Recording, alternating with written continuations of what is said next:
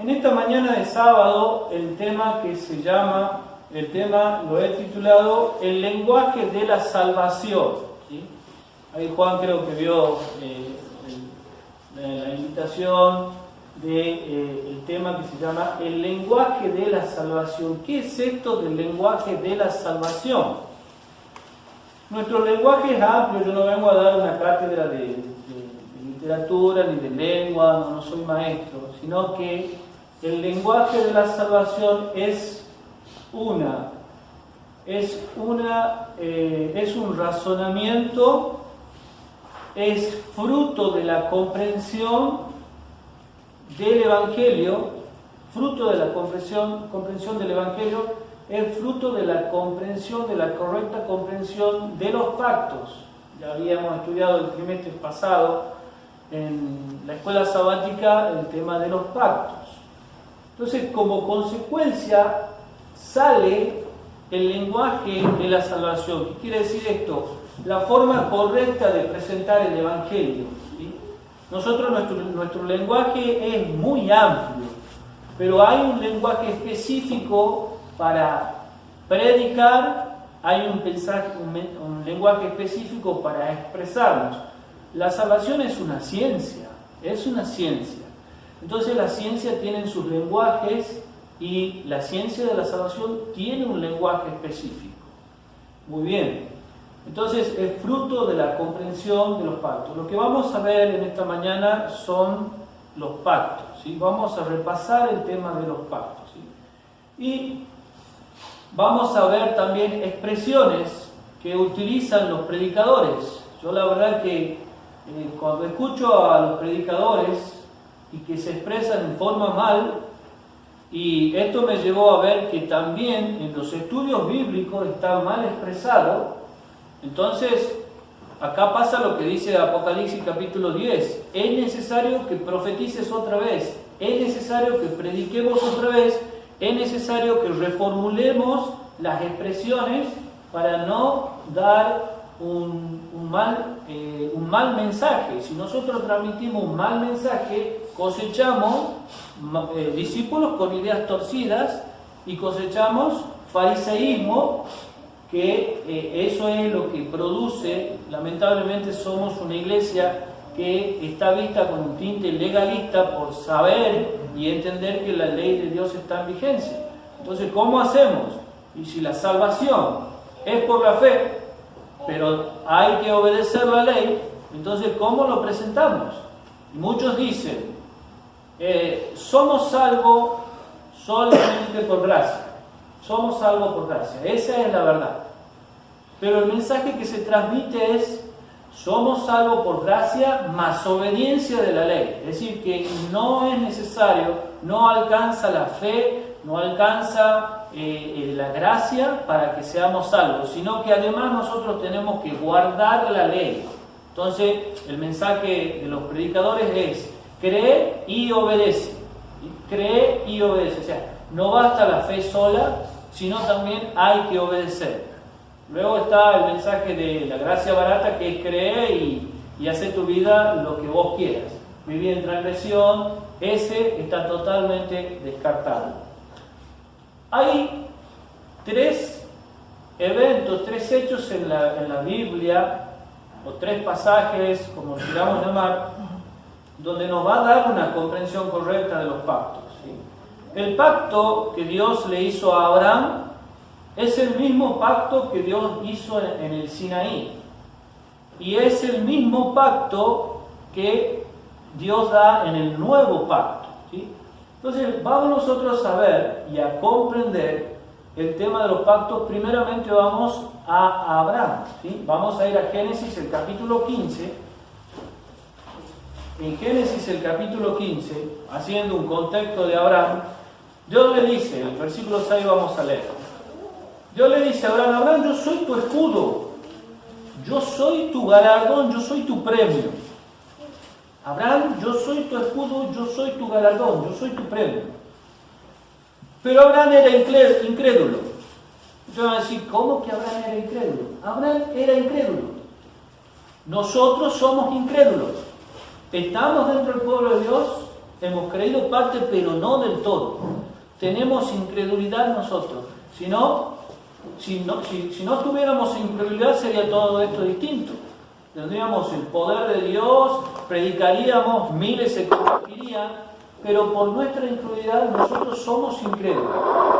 Entonces, Abraham le cuestiona a Dios: si no tengo hijo, lo cuestiona a Dios.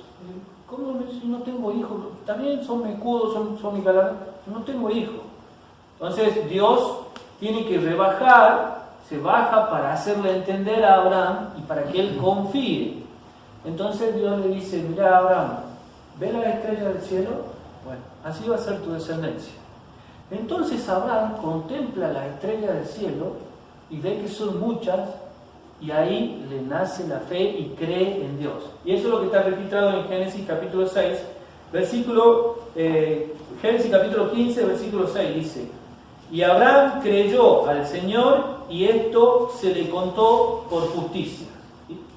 Cuando Abraham le cree a Dios, le es contado por justicia. Nosotros también.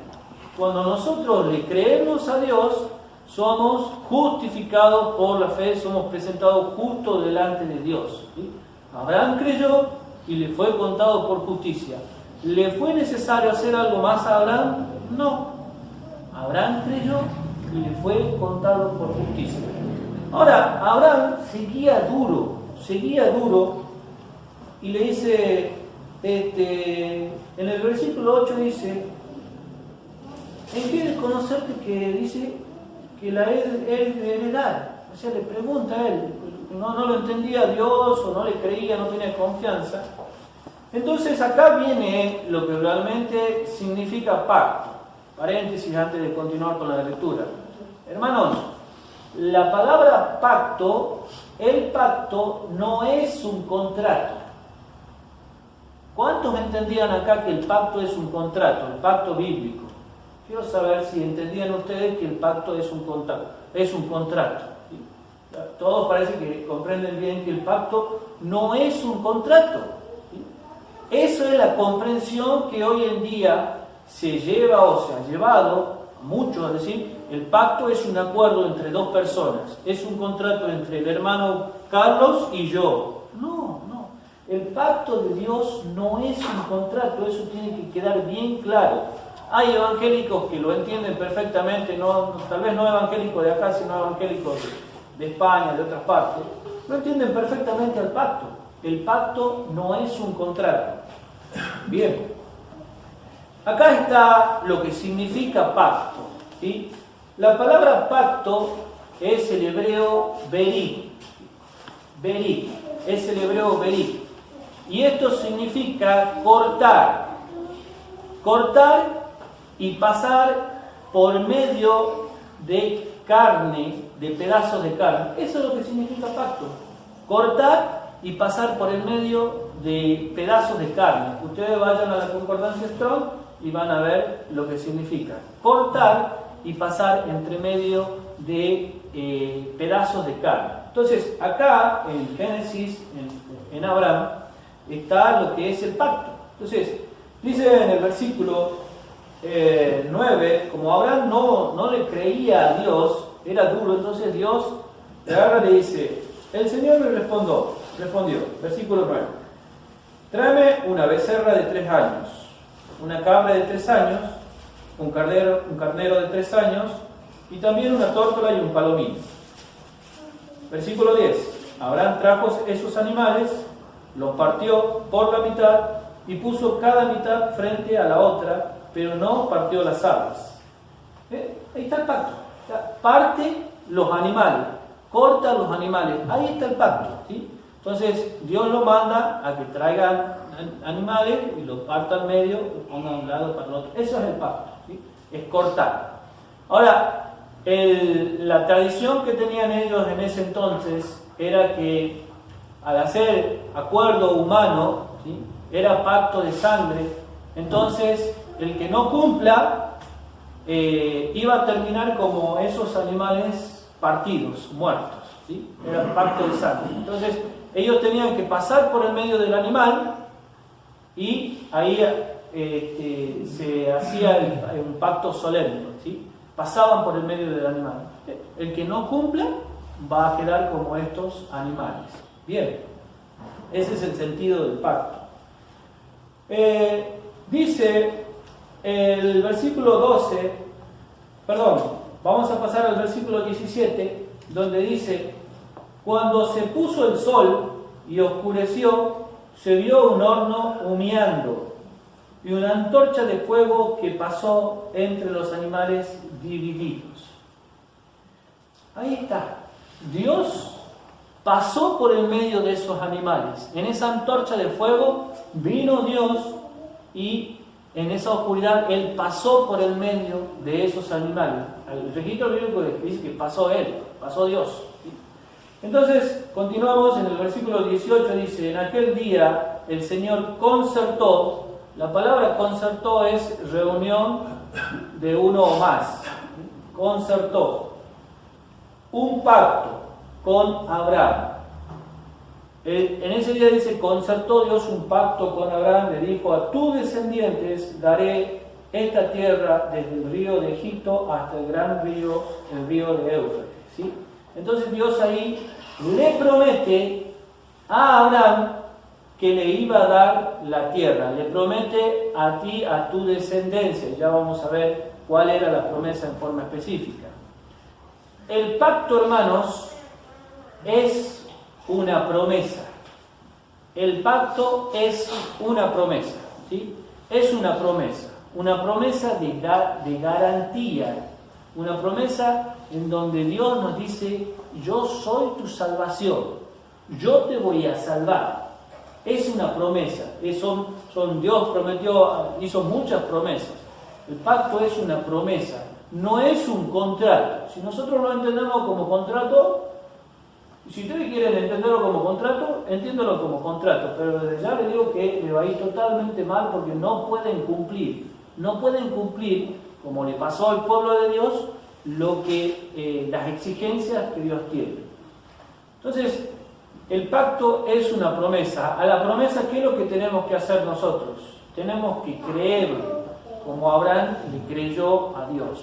Y Abraham creyó a Jehová y esto se le contó por justicia. Entonces, al pacto nosotros tenemos que creerlo, no tenemos que hacer pacto. Si hacemos pacto, vamos totalmente mal, no hemos entendido el Evangelio. ¿Se entiende, hermanos?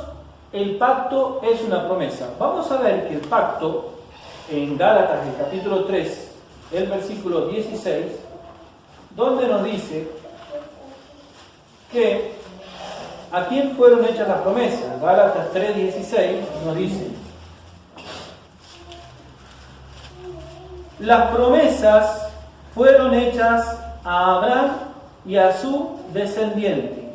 No dice a sus descendientes, como si hablara de muchos, sino de uno solo, a tu descendiente, que es Cristo.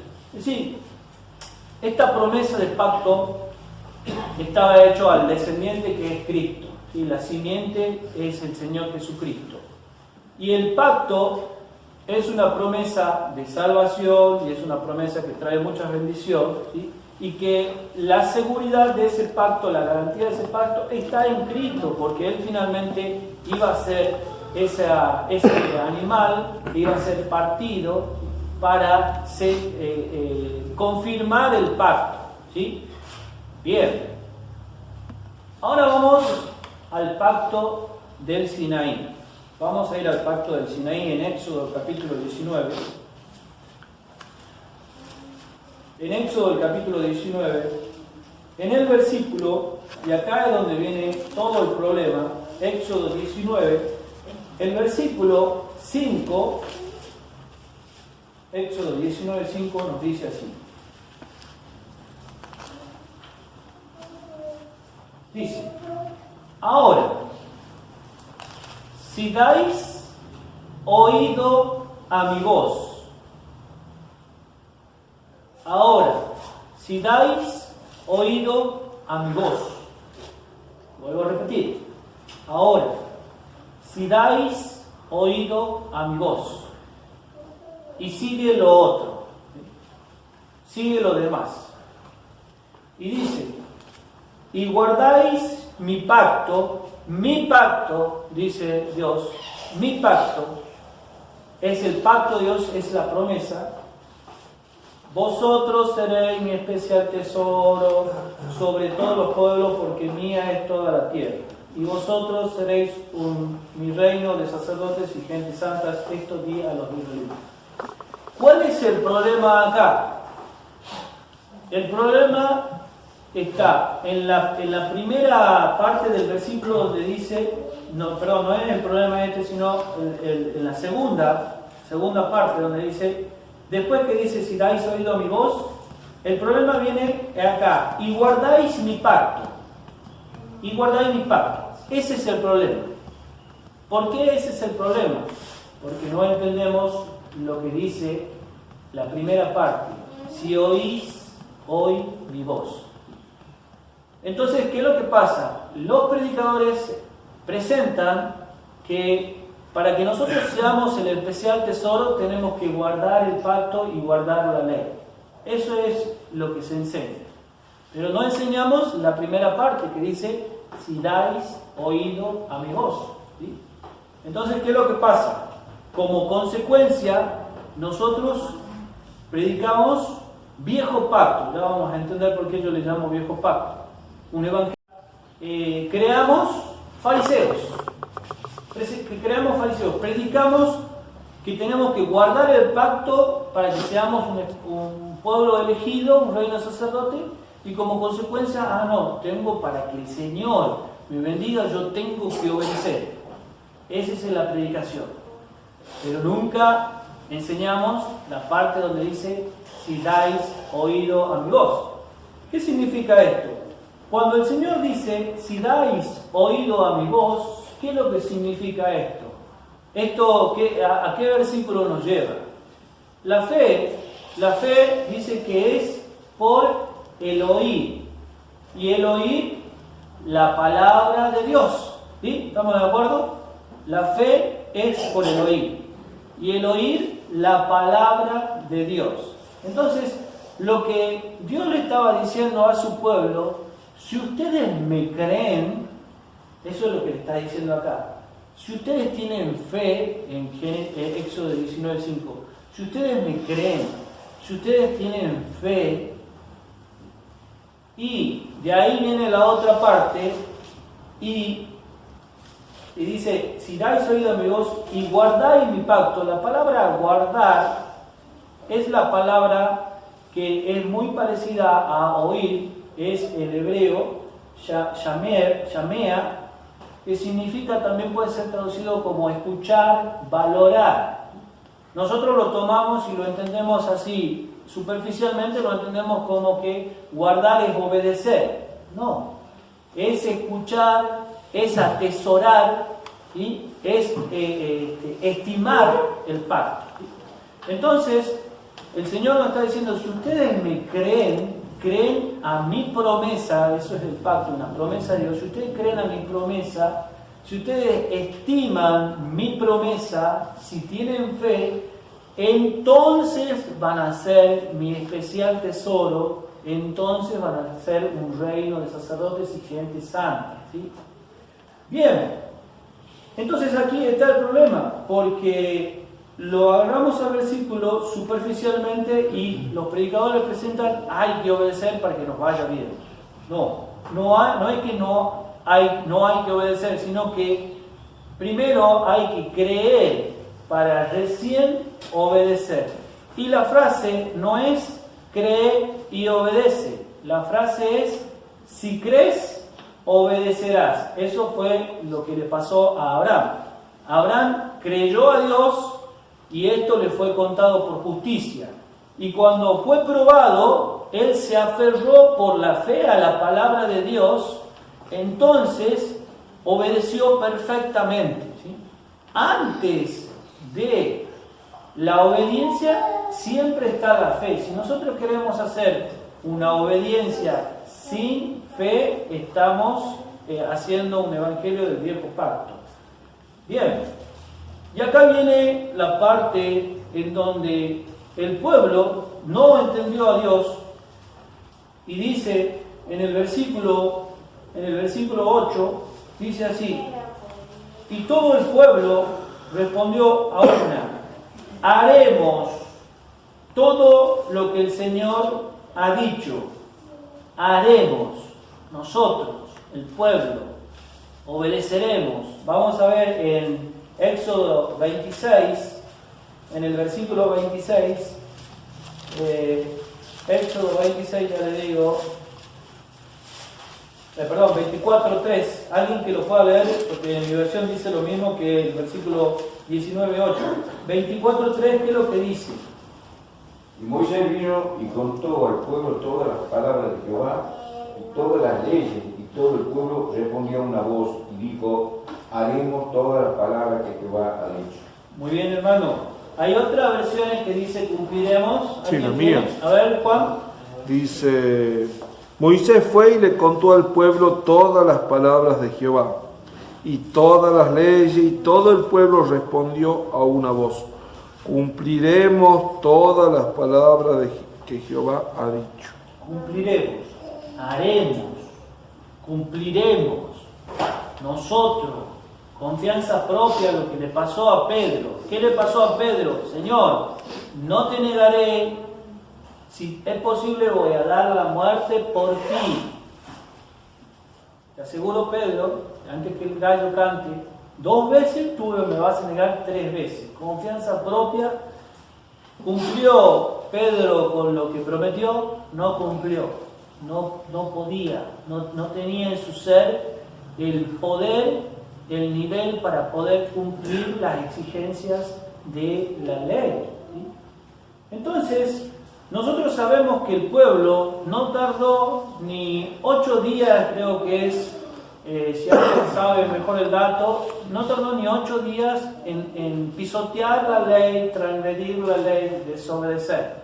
¿Sí? Ahora, esa invalidación del pacto no fue por la desobediencia, sino fue por la incredulidad.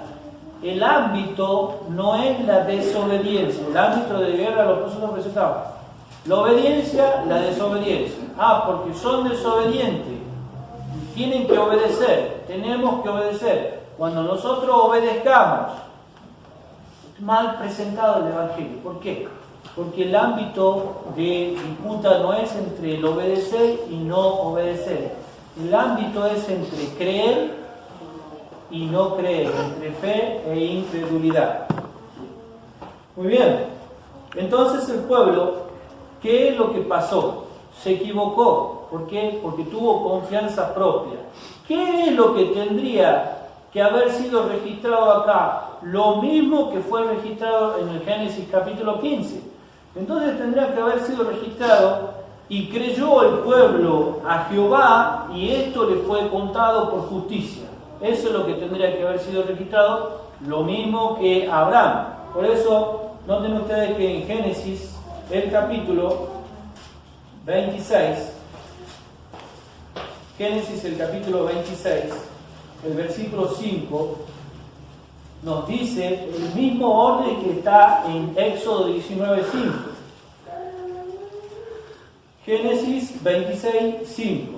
¿Quién lo quiere? ¿Le gustaría participar en la lectura? 26:5. Porque Abraham oyó mi voz y guardó mi precepto, mis mandamientos, mis normas y mis leyes. Muchas gracias, hermano. Porque Abraham oyó mi voz. ¿Qué significa esto? Abraham le creyó a Dios, tuvo fe.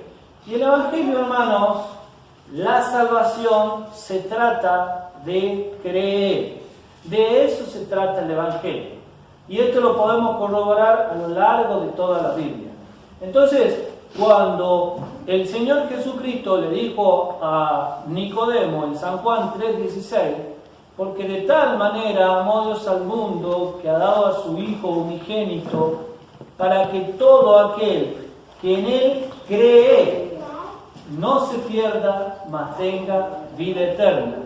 Cuando el carcelero le preguntó a los discípulos: Señores, ¿qué tengo que hacer para ser salvo? los discípulos respondieron, y esta es la única respuesta. Para ser salvo, dijo, cree en el Señor Jesucristo y serás salvo tú y tu casa. No le dijo cree y obedece. No le dijo, no. Le dijo cree en el Señor Jesucristo.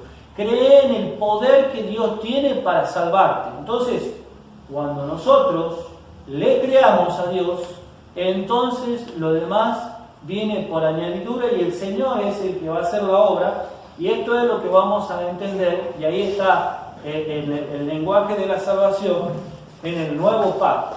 Vamos a ir a ver el nuevo pacto en dos textos. Vamos a ir a Ezequiel, el capítulo 36. Ezequiel, el capítulo 36, el versículo 24 hasta el 27. Ezequiel 36. 24 al 27, este texto, hermanos, tendríamos que hacerle un monumento, tendríamos que hacerle un cuadro inmenso, tendríamos que predicar con este texto incansablemente. Dice así: os tomaré de las naciones. ¿Quién? Dios. Os juntaré de todas las tierras. ¿Quién? Dios. Y traeré a vuestro país. ¿Quién? Dios. Esparciré sobre vosotros agua limpia. ¿Quién? Dios. Él esparcirá. Él.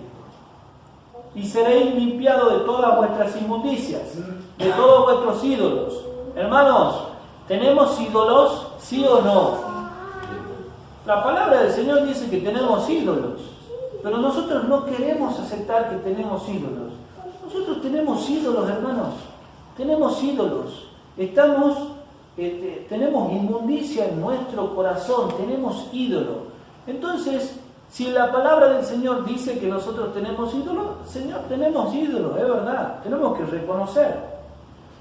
Y acá viene la parte donde dice, os daré. ¿Quién? Dios. Os daré un corazón nuevo. Dice, y pondré un espíritu nuevo dentro de vosotros. Quitaré de vuestra carne el corazón de piedra. Hay un corazón de piedra.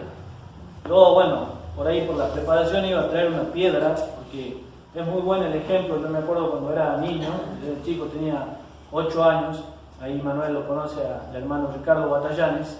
Me quedó grabada la predicación del hermano, porque él agarró una piedra, una fuente de agua, un lavatorio, y sumergió la piedra en el lavatorio, la sacó, luego la partió con el martillo y la piedra por dentro estaba seca, no estaba mojada. A mí me impactó. Yo quería traer ahora, por ahí para los niños, una piedra, ¿sí? Dice que nosotros tenemos un corazón de piedra. ¿Y qué pasa con la piedra? La piedra no ve, no oye, no escucha, no entiende. Entonces, se nos puede estar presentando el mensaje correcto, pero nuestro corazón es de piedra, no ve, no oye, no escucha, no entiende. Entonces, el Señor tiene que hacer una operación en nuestras vidas. Dice, quitaré de vuestra carne el corazón de piedra y os daré un corazón de carne. El Señor es el que hace la obra, y acá viene para mí lo más excelso, digamos, si bien digamos, todo el pasaje es precioso. Dice, pondré mi espíritu dentro de vosotros y haré. Acá hay una promesa. Él va a hacer. Él. Entonces, en el lenguaje de la salvación, cuando se predica y dice, tienen que creer y obedecer. Nosotros haremos, nosotros cumpliremos. Yo, Pedro, yo, Señor, no te negaré. Pero el Señor dice, no. Yo haré.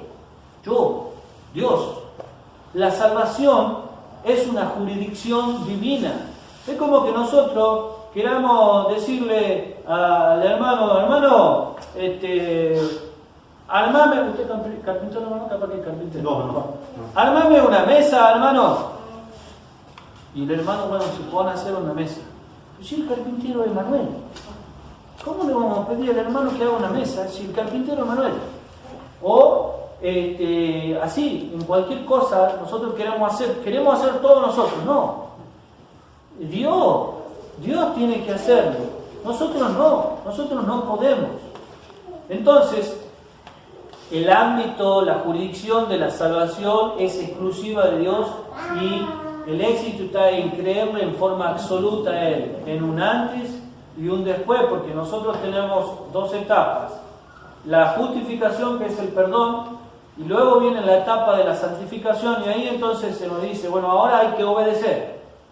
Y resulta que nosotros creamos una iglesia llena de fariseos, llena de hipocresía, y cuando a la hora de preguntar, hermano, ¿se guarda la ley de Dios? ¿Están guardando la ley de Dios? Y bien preguntaba el hermano Tadeo, y todos los hermanos respondían, no se guarda la ley de Dios. Otros que pretendían guardar la ley de Dios dicen, hermano, ¿está guardando la ley de Dios? Y los hermanos respondían, mira, estoy en la lucha. Nos transformamos en Carlín Calvo, ¿sí? Es una lucha, dijo Carlín Calvo, digamos, de la televisión. Hermanos, guardar la ley, y estoy tratando. Yo me esfuerzo, digamos, por cumplir, pero bueno, a veces sí, a veces no. Caigo, me levanto de nuevo. ¿Sí? ¿A Dios le sirve eso? A Dios no le sirve eso, hermano. A Dios no le sirve eso. Estoy tratando, estoy luchando, a veces sí, a veces no. Entonces, el Espíritu no lucha. El Espíritu hace. El Espíritu obra. El Espíritu hace. Dios es el que tiene que hacer. Entonces, cuando nosotros razonamos, ahí es totalmente diferente. Y le permitimos a Dios que Él haga lo que yo haré, entonces es distinto. Y el Señor dice, haré que andéis en mis mandamientos, que guardéis mis normas y las cumpláis. Todo esto es por la fe. Ahora, en el libro de Jeremías, el capítulo 31, ahí conocido ese capítulo porque habla del pacto. Jeremías, el capítulo 31, el versículo Jeremías 31, el versículo 31.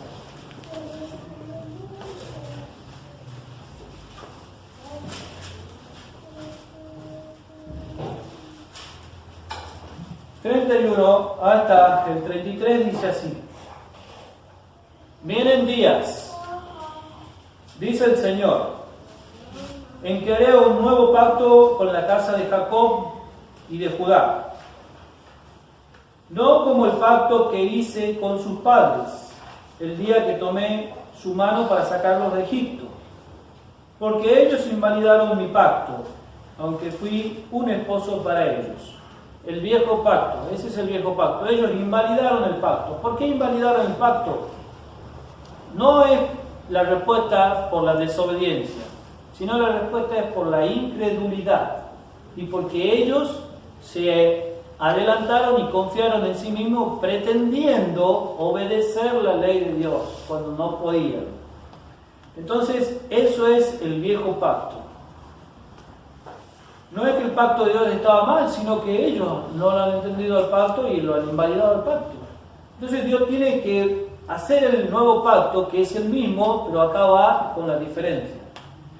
Dice, este es el pacto que haré con Israel después de aquellos días. Dice el Señor, pondré mi ley en sus mentes y las escribiré en sus corazones. Pondré mi ley en sus mentes y las escribiré en sus corazones. El Señor quiere quitarle el corazón de piedra, quiere poner un corazón de carne y quiere escribir su ley en nuestros corazones para no pasar desapercibido. Hago la pregunta, hermano, Ya el Señor, has permitido que el Señor escriba su ley, que te quite el corazón de carne, te ponga un corazón, el corazón de piedra, te ponga un corazón de carne, y ya le has permitido al Señor que escriba su ley en tu corazón. Si ustedes consideran que en nuestros corazones, en nuestra mente hay inmundicia, hay ídolos, hoy es el día para que el Señor te cambie ese corazón y te escriba su ley ahora mismo. ¿Qué es lo que tienen que hacer? No tienen que obedecer, no. Tienen que creerle a Dios que esto es así. Entonces, el mensaje es ahora. ¿Sí? Sí. Amén. Bien. Esta comprensión la tenía nuestro Señor Jesucristo. El Señor Jesucristo entendía bien perfectamente el nuevo pacto, ¿sí? Ustedes noten, 2 palabras vamos a tomar. Yo haré, esa es una, yo haré. Y segundo, la ley en medio del corazón. La ley en medio del corazón. El Señor Jesucristo entendía perfectamente el pacto.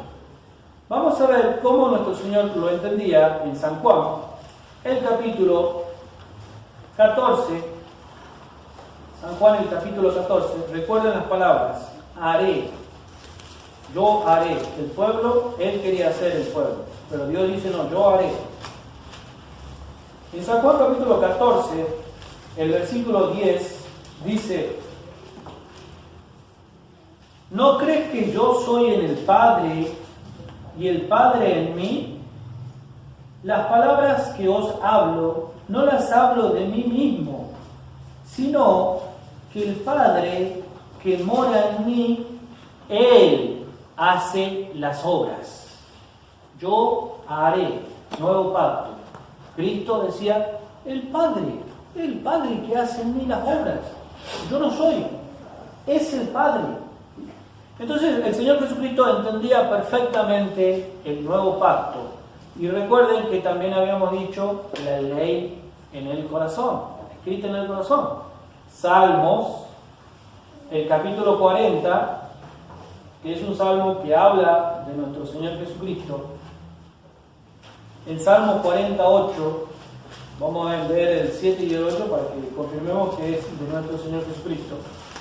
Dice, el Salmo, 6 al 8, dice así, 40, 6 al 8, dice: sacrificio y presente no quisiste, has abierto mis oídos, holocausto y expiación no has demandado, entonces diré, vengo, en el rollo del libro está escrito de mí, Dios mío, me deleito en hacer tu voluntad, y tu ley está en medio de mi corazón. Eso decía Cristo.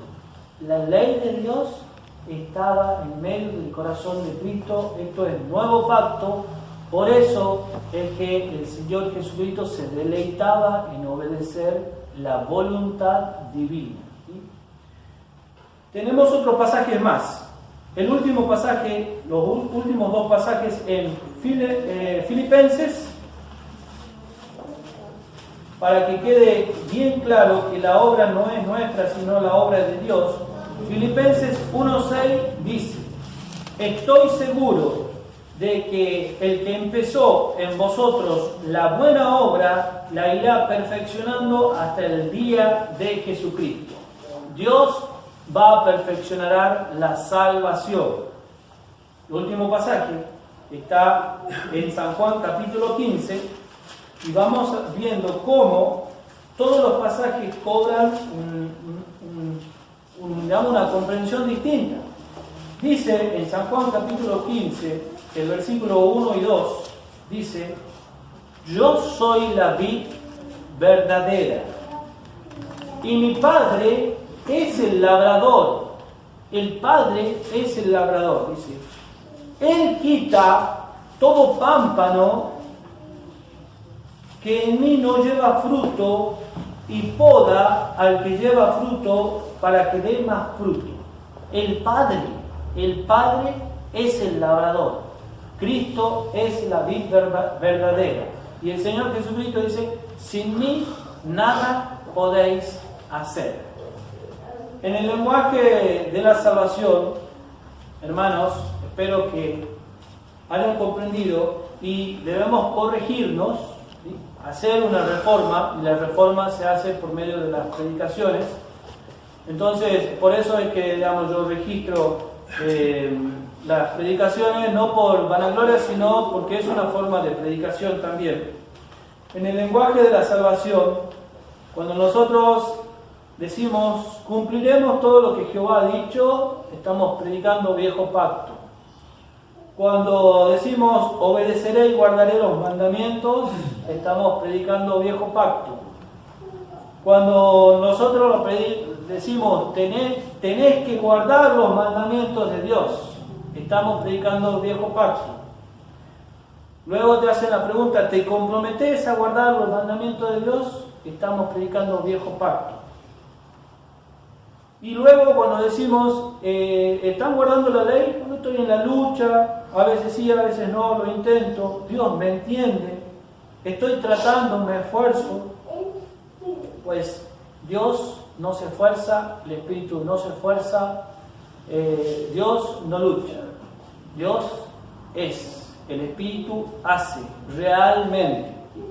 Entonces cuando nosotros le creamos a Dios, vamos a pasar a ser el pueblo profetizado en Apocalipsis capítulo 12, versículo 17, donde dice que es un pueblo que guarda los mandamientos de Dios, pero detrás de ese guardar está la fe. Es decir, le creyó a Dios y como consecuencia permitió que Dios haga y que ponga su ley en los corazones, y entonces van a ser los que guardan realmente los mandamientos de Dios y tienen el testimonio de Jesús, no con esfuerzo, no con lucha, no tratando, sino realmente con el poder de Dios van a hacer la obra de Dios.